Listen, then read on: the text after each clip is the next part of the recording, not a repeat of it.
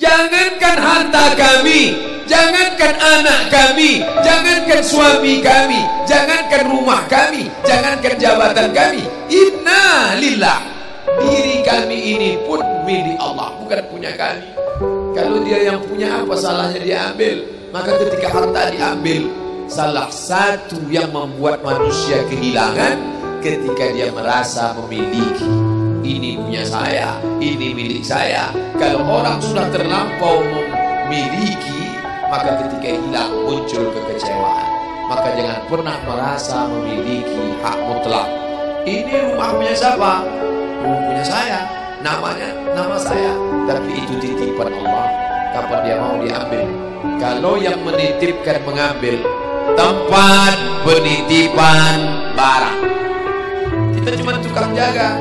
Pak, titip helm ya? Ya, ini nomornya. Pak, titip mobil ya? Ya, ini parkirnya. Pak, titip HP ya? Ya, ini. Pak, titip tas ya? Ya. Kita cuma penjaga barang titipan. Lalu ketika pemiliknya mengambil, kenapa marah? Orang bukan punya kita kok. Ketika salah sangka, makanya kita ini selalu sering salah sangka. Kita sangka punya kita, padahal bukan punya kita. Makanya ujung surat Al-Baqarah, baca setiap hari. Asar dibaca sekali, subuh dibaca sekali dalam maksurat. Lillahi ma fis samawati wa ma fil ardh. Itu bukan mantra. Orang baca cepat karena ingin mau baca cepat maksurat. Lillahi ma fis samawati wa fil ardh. Itu bukan mantra. Kita sedang diingatkan pagi sekali, sore sekali. Lillahi ma fis samawati wa ma fil ardh. Apa yang di langit, apa yang di bumi, lillah, bukan punya kamu. Kenapa? Kalau sampai kita katakan punya kita, lalu ketika dia hilang, kita stres, kita depresi. Orang yang kehilangan anak, dia tidak sedih. Kenapa? Karena itu pergi duluan, nanti dia akan menyusul belakang. Suami kehilangan istri, dia tak sedih. Kenapa? Karena sudah dibawanya ganti yang baru, Pak Ustaz. Bukan. Dia tak sedih, kenapa? Karena dia tahu nanti saya akan berjumpa dengan dia di tempat yang lebih kekal abadi. Sekarang kalau saya hidup sama-sama dia, dia tua, dia keriput, dia sakit, dia mati. Nanti saya berjumpa lagi dengan dia. Di mana? Di tempat kekal abadi yang tak pernah sakit, tak pernah mati. La yadkhulul jannata ajuzun. Nenek-nenek tak masuk surga. Menangislah si nenek tadi begitu jumpa dengan Nabi. Kamu kenapa nangis? Kata Nabi. Ya Rasulullah, aku tersinggung ucapanmu. Kau bilang nenek-nenek tak masuk surga. Kata Nabi, memang tak ada orang tua di surga. Kalau begitu aku tak masuk surga. Kamu masuk. Terus nanti kamu masuk, kamu jadi muda lagi. Orang di surga itu umurnya 30, 33, 30, 31, 32, 33. Kenapa umur itu? Kalau nenek-nenek masuk surga, di dalam surga banyak kenikmatan. Sedang di surga, di dunia aja tak bisa. Pergi hari raya ke rumah orang, makanannya kacang tojin. Umur 70 mau makan apa? Makanya orang masuk surga umur 30, 31, 32, 33. Kenapa? Itulah usia yang bisa menikmati. Oh, jadi maknanya bukan orang tua tak masuk surga. Jadi ketika orang melihat pasangan saya mendahului saya, karena Allah lebih sayang, dia pergi ke tempat yang lebih sayang daripada kita. Orang menangis tak berhenti, dia menganggap dia pergi, oh dimakan cacing tanah dia. Padahal dia sudah pergi ke tempat yang lebih sayang daripada kita. Kita sayang, tapi sayang kita temporer. Ibu sayang pada anaknya, berapa jam dia bisa sayang? Pergi dia bekerja, dia tinggalkan. Pulang dia bekerja, dia tidur, dia lupa. Berapa banyak anak-anak masuk ke tempat air panas gara-gara orang tua lupa menjaga, teledor. Berapa banyak anak yang jatuh cacat, orang tua yang katanya sayang, tapi sayangnya itu terbatas.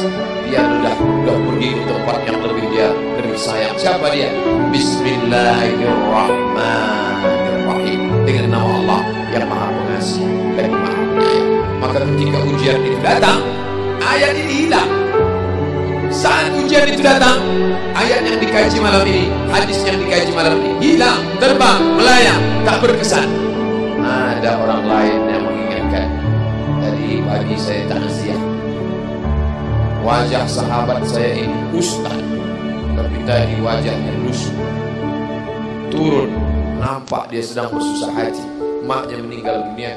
Saya bisikkan ke telinganya satu kalimat, satu ayat, inna lillahi wa inna ilaihi raji'un. Waktu datang, waktu mau pulang, saya peluk kuat dia, inna lillahi wa inna ilaihi raji'un. Apa tak tahu dia ayat itu? Tahu, dia ustaz, dia sering menceramahkan ayat itu, dia hafal ayat itu. Kenapa ustaz ingatkan?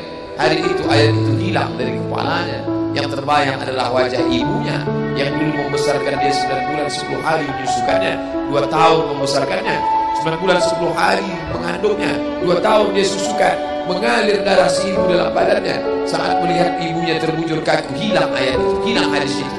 Datang orang lain mengingatkan dia, ditepuknya bahunya, wabasyiris sabirin, berikan kabar gembira kepada yang orang sabar, alladzina idza asabatuhum musibah, ketika ujian itu datang, qalu, mereka berkata, inna lillahi wa inna ilaihi raji'un. Tapi tak semuanya tahan, tak semuanya kuat. Ketika ujian itu datang, as-sadmatul ula, innamas sabru fi sadmatil ula, pukulan. Ketika pukulan itu datang, bergoncang. Berapa banyak orang bercerita, Pak Ustaz, ketika sampai berita itu rasanya lunak tanah ini dipijak, Pak Ustaz. Bergoyang dunia ini, Pak Ustaz. Pukulan yang sangat kuat. Dan tak jarang ketika pukulan itu datang bertubi-tubi, akhirnya dia mulai senyum. Selama ini nengok orang lewat sini, lama-lama nengok oplet lewat sini. Apa yang dikatakan Allah Subhanahu wa Ta'ala? Apa maknanya? Tidak ada tempat bersandar yang paling kuat kecuali dia. Bersandar di sebatang pohon, pohon akan laku. Bersandar kepada orang, orang akan mati. Bersandar kepada dia, hayyun la yamut, dia yang hidup tidak akan mati itu selama. Ya hayyu ya qayyum ya bani as-samawati wal ard ya zal jalali wal ikram ya fa'ilun lima yurid ya man arada amran innama amruhu idza arada syai'an ay yaqula lahu kun.